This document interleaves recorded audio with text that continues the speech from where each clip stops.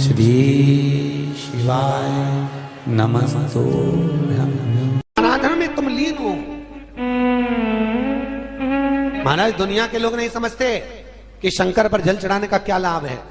शिव महापुराण कहती है, अगर एक दिन शिव महापुराण की कथा कहती है सोमवार के दिन भगवान शंकर को अगर जल चढ़ाया जाता है तो घर में तेज लक्ष्मी प्राप्त होती है। क्या मिलती है? तेज लक्ष्मी। कर बैठी थी, उनके नेत्र से अश्रु गिरा, उससे बेलपत्र उत्पन्न हुआ। काय का वृक्ष उत्पन्न हुआ? बेलपत्र। पूरी दुनिया में केवल एक बेलपत्र का वृक्ष कैसा होता है जिस वृक्ष के नीचे माता लक्ष्मी शाम के समय पर बुआरी लगाने के लिए जाती है, झाड़ू लगाने। बेलपत्री के पेड़ पे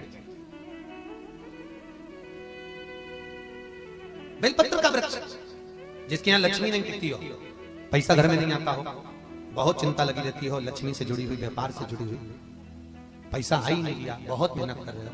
सोमवार की सोमवार 5 सोमवार बेलपत्री के पेड़ के नीचे एक घी का दिया लगाना चालू कर दीजिए।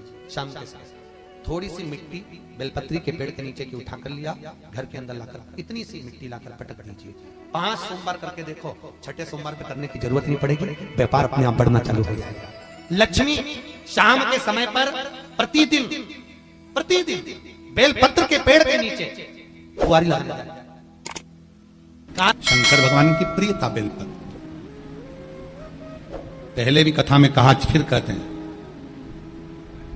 जिस व्यक्ति के जीवन में धन, संपदा, वैभव, सत्ता, लक्ष्मी की थोड़ी भी कमी दिखती हो, उसको बेलपत्री के वृक्ष का पूजन चालू कर देना चाहिए। जाओ सोमवार के दिन बेलपत्र वृक्ष के नीचे जल चढ़ाकर, जल का सिंचन कर कर, उसी बेलपत्र के नीचे शाम के समय पर संध्या काल में, प्रदोष काल में भगवान देवाधिदेव महादेव गौरी शंकर का स्मरण करो। बेलपत्र की जड़ की ओर, बेलपत्र की तना की ओर, बेलपत्र के वृक्ष की ओर तुम्हारा मुख हो। कोई आसन नहीं, कोई आसन नहीं, केवल बेलपत्र के वृक्ष की ओर तुम्हारा मुख हो। जहां बेलपत्री का वृक्ष है उसके नीचे बैठकर, उसकी छाया में, उसकी ओट में पंचाक्षर मंत्र नमः शिवाय, या फिर षडाक्षर मंत्र ओम नमः शिवाय, या फिर श्री शिवाय नमस्तुभ्यम का स्मरण कर कर अपने हृदय की बात गौरी शंकर से, महादेव से कहे। शिव महापुराण की कथा कहती है, 7 दिनों में एक दिन सोमवार का ऐसा होता है जिस दिन 33 कोटि देवी देवता बेलपत्री के वृक्ष के नीचे बैठकर भगवान शंकर और पार्वती का स्मरण करते हैं और शिव पार्वती उनकी झोलियां खुशियों से भरते हैं। देवता भी जिनका भजन कर रहे हैं वो बेलपत्री के वृक्ष के नीचे। लक्ष्मी, मां लक्ष्मी भी बेलपत्र के वृक्ष के नीचे निरंतर विराजमान होती है।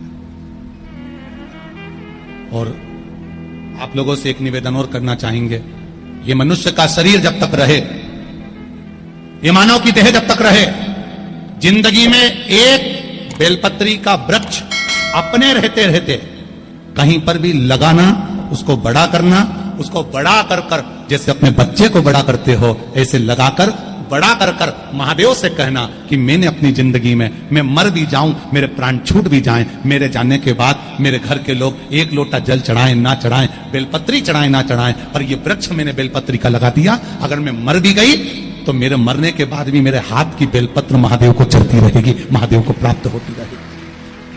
लगाओ, एक बेलपत्री के पौधे को छोटे से बड़ा करो, बड़े से बड़ा करो, बड़े से बड़ा करो, और बड़ा करने के बाद उसको कहीं तुम्हारी मर्जी पड़े जहां, उस बेलपत्री के वृक्ष को लगाओ।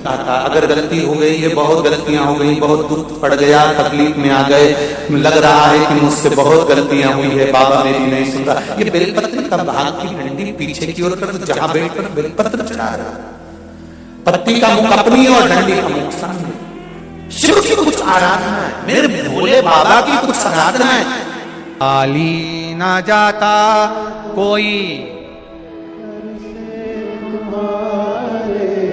खाली ना जाता कोई, दर से तुम्हारे मैं भी खड़ी हूं नहीं, बाहें पसार मैं भी खड़ा हूं नन्ही बाहें पसार। 72 साल बाद ये जो सावन का महीना आया है, सोमवार से सोमवार तक का, कहते हैं इस सावन में जो सोमवार से सोमवार तक का सावन रहता है, सोमवार से शुरू सोमवार से विराम, अगर आपके घर में रुद्राक्ष है, आप रुद्राक्ष धारण करते हो या रुद्राक्ष अपने घर में रखते हो, तो उस रुद्राक्ष को छोटी सी कटोरी में रखकर या एक पात्र में रखकर 7 बार किसी भी अमावस पर, सावन में जो अमावस्या पड़ती है, ये सोमवार से सोमवार वाली सावन, इसके बाद वाले सावन का हम वर्णन नहीं कर रहा, हम इस सावन की बात कर रहे हैं। या तो अमावस, पूर्णिमा, त्रयोदशी, चतुर्दशी या प्रदोष, शिवरात्रि, अष्टमी, ये ऐसी तिथियां हैं जो सोमवार से सोमवार तक का जो सावन होता है, सावन में कटोरी में रखकर, प्लेट में रखकर, थाली में रखकर 7 बार अपने घर में अगर रुद्राक्ष, तो उसको बलवान बनाने के लिए इसी सावन के महीने में 7 बार तो जल, 5 बार दूध गौ माता का और 2 बार गाय का घी उस रुद्राक्ष पर लेपित करना चाहिए। और फिर उस रुद्राक्ष को धूप बत्ती हो या घर में गूगल की धूप हो, वो धूप बत्ती से उस रुद्राक्ष को सिद्ध कर लेना चाहिए। कुछ नहीं आता ना, शिव का नाम लो, श्री शिवाय नमस्तुभ्यम बोलो और उस रुद्राक्ष का स्पर्श कर कर अपने गले में धारण करते हो तो गले में, पूजन में रखते हो तो पूजन में, या किसी कार्य सिद्धि के लिए रखते हो तो कार्य सिद्धि के लिए। अगर ये सोमवार से चालू होने वाले सावन को सोमवार से विराम होने वाले सावन में अगर हम सिद्ध कर लेते हैं, तो वो रुद्राक्ष हमारे जीवन का सबसे श्रेष्ठ रुद्राक्ष हो जाता है, सर्वश्रेष्ठ। अभी हमारे सीहोर में कुबेरेश्वर धाम पर ये जो सावन का महीना आया है, इस सावन में हमारे यहाँ कुबेरेश्वर धाम पे वैसे तो जो महाशिवरात्रि आती है, जिस समय रुद्राक्ष उत्सव होता है, उस समय पर रुद्राक्ष को सिद्ध कर लिया जाता है। पर जो सावन ये आया है, इस सावन में हमारे यहाँ प्रतिदिन बाबा के रुद्राक्ष को सिद्ध करते हैं। प्रतिदिन नियम है रुद्राक्ष पर जल चढ़ाना, दूध चढ़ाना, घृत लगाना और बाबा के रुद्राक्ष, क्योंकि इतने भक्त आते हैं उनके लिए वो रुद्राक्ष सिद्ध होता है।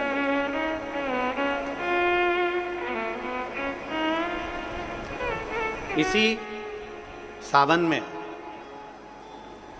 4 मुखी 3 रुद्राक्ष, कितने? 4 मुखी कितने? 3। 5 मुखी रुद्राक्ष 3 और 6 मुखी रुद्राक्ष 3। इनके बीच में सवा गांठ लगाई जाती है। 4 रुद्राक्ष कितने? जल्दी बोलो। 4 मुखी रुद्राक्ष कितने? 3। 5 मुखी रुद्राक्ष कितने? 3। 6 मुखी रुद्राक्ष कितने? 3। इनके बीच में सवा गांठ लगाई जाती है। मतलब एक गांठ पूरी लगाई जाती है, फिर आधी गांठ लगाकर फिर रुद्राक्ष को डाला जाता है लाल धागे में, फिर सवा गांठ ऐसी चलती है। 9 रुद्राक्ष होते हैं कुल टोटल।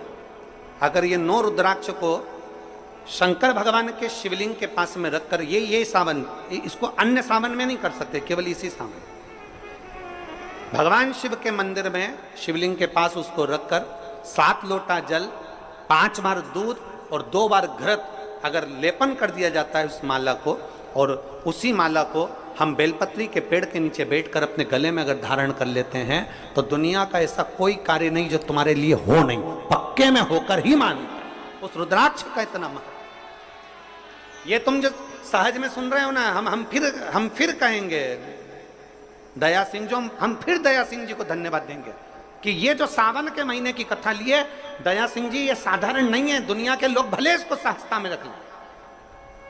27 जुलाई 1953 में ये सावन आया था, उसके बाद 2024 में ये सावन आया। लोग तरसते हैं इस सावन के लिए कि इसमें हमें रुद्राक्ष को सिद्ध करना है, हमें इसमें बेलपत्र का पान करना है, इसमें हम जो मांगेंगे हमारा बाबा कृपा करने के लिए तत्पर रहता है। ये वो रुद्राक्ष का आनंद पाते हैं। मैं धन्यवाद देता हूं दया सिंह जी आपको बहुत बहुत, और पूरी समिति को। शिव मंदिर में जैसे आप लोग जाते होंगे शंकर जी के मंदिर में, तो ये तो शिवलिंग हो गया, ये जलाधारी हो गई, ये जलाधारी है, ये शिवलिंग है। और जलाधारी और शिवलिंग के यहाँ शिवलिंग से लेकर जहाँ से पानी नीचे गिर रहा है, आप पानी यहाँ चढ़ाते हो तो ये घूम के यहाँ से नीचे आ जाता है। आपने जल यहाँ चढ़ाया शिवलिंग पे तो जल घूमकर यहाँ से नीचे आ जाता है। इस जगह से नीचे की ओर आ जाता है, इस स्थान से। प्रयास करिए, ये जो सावन आया है 72 वर्ष के बाद, प्रयास करिए कि कितना बड़ा भी रोग है, कितनी बड़ी भी बीमारी है, आप डॉक्टर से इलाज करवाओ, पर ये जो स्थान है अशोक सुंदरी का, इस स्थान पर एक बार अपनी हथेली रखकर देखिए और भगवान शिव से पंचाक्षर मंत्र नमः शिवाय, षडाक्षर मंत्र ओम नमः शिवाय या श्री शिवाय नमस्तुभ्यम स्मरण कर कर देखिए और एक बेलपत्र बाबा की लेकर जहां से पानी नीचे गिरता है उस स्थान पर लगाकर उसी बेलपत्र को खाइए और फिर जाकर डॉक्टर को एक बार फिर जांच करवाइए कि उस रोग में आराम कितना लगा है, उस रोग में अंतर कितना आया। सावन का ये महीना जिसमें आप भगवान शंकर की अविरल भक्ति को धारण कर रहे हो, सोमवार से सावन चालू हुआ और सोमवार के दिन सावन विराम होगा। ऐसा सावन 72 साल के बाद आया। 27 जुलाई 1953 में ऐसा सावन पड़ा था। कितनी तारीख को? जम के बोलो जरा।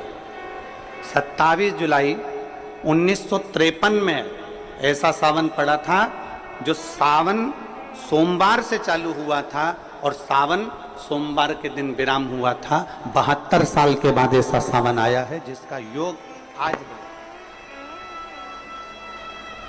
27 जुलाई 1953 में ऐसा सावन आया था। अब जरा किस्मत देखिए, आपका भाग्य देखिए रे छत्तीसगढ़ वालों, नजर उतरवा लेना आप कि 72 साल बाद ऐसा सावन आया जो सोमवार से चालू हुआ, सोमवार को विराम हो रहा है। 27 जुलाई 1953 में ऐसा सावन आया था और उसके बाद आज ये सावन 22 तारीख से चालू हुआ और 19 तारीख को विराम होगा और उसमें भी सोमवार से चालू हुआ और सोमवार को विराम हो रहा है। ये शिव भक्ति है, ये अविरल भक्ति, ये भगवान शंकर की अविरल भक्ति है। आप और हमको प्राप्त हुई है, हमें मिली और तेरी भगवान शिव ने अघोर अस्त्र धारण किया इसी सावन में।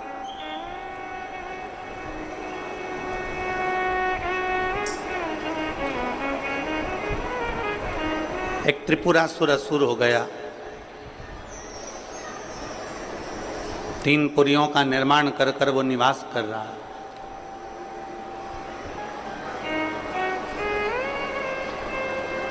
बड़ा विचित्र है वो।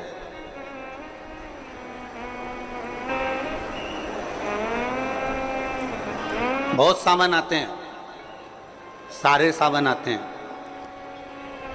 हर वर्ष सावन का महीना आता है, हर वर्ष श्रावण का सोमवार भी आता है, हर वर्ष प्रदोष भी आती है, हर वर्ष शिवरात्रि भी आती है सावन की, हर वर्ष अष्टमी भी आती है, छठ भी आती है, सब तिथियां आती हैं।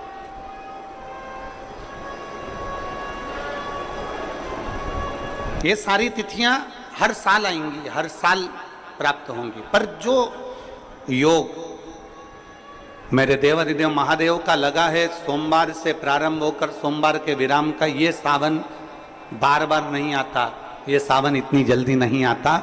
जो 72 वर्ष के बाद 27 जुलाई से 1953 के बाद में आज योग लगा, जो 22 जुलाई 2024 में प्रारंभ